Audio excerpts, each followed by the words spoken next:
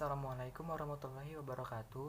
Saya Adenia Supratama dari kelas 10 IPA 2 akan menjelaskan apa itu variabel bebas, variabel terikat, dan variabel terkontrol.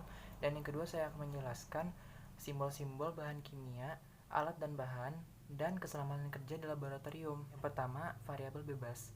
Variabel bebas adalah variabel yang memengaruhi variabel terikat dengan sengaja dibuat sama, atau secara singkatnya adalah variabel penyebab dalam percobaan. Yang kedua, variabel terikat. Variabel terikat adalah variabel yang dipengaruhi oleh variabel bebas, atau secara singkatnya adalah variabel yang tengah diobservasi. Dan yang ketiga adalah variabel terkontrol. Variabel terkontrol adalah variabel yang dibuat sama untuk semua perlakuan, atau secara singkatnya adalah variabel pembanding terhadap variabel yang telah diuji.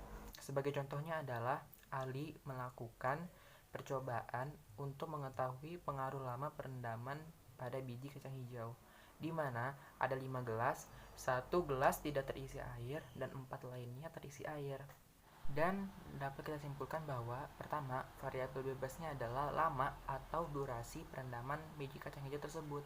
Dan yang kedua, variabel terikatnya adalah yakni pertumbuhan biji kacang hijau pada gelas yang tidak terisi air dan gelas yang terisi air. Dan yang ketiga, variabel terkontrolnya adalah biji kacang hijau yang tidak mengalami perendaman sama sekali. Nomor 1, eksplosif.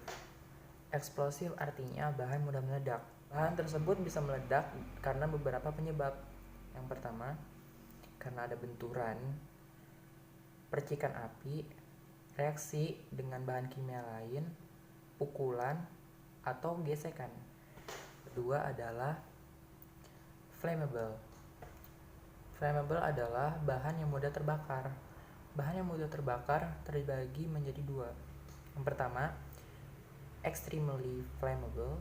Yang kedua, highly flammable. Extremely flammable adalah bahan yang amat sangat mudah terbakar. Dan yang highly flammable adalah bahan yang sangat mudah terbakar. Dan yang ketiga adalah toxic. Toxic artinya bahan beracun. Racunan yang bisa diakibatkan oleh bahan kimia ini bisa bersifat kronis dan akut, bahkan bisa menyebabkan kematian pada konsentrasi tinggi. Dan yang keempat adalah harmful irritant. Harmful irritant ini terbagi menjadi dua kode, kode XN dan kode XI. Kode XN artinya resiko terjadinya inflamasi ketika bahan kimia itu masuk melalui pernafasan, melalui mulut, atau kontak langsung dengan kulit. Sedangkan SI itu terjadi inflamasi ketika kontak langsung melalui kulit atau selaput lendir. Selanjutnya saya akan menjelaskan alat bahan yang ada di laboratorium. Pertama adalah glass beaker.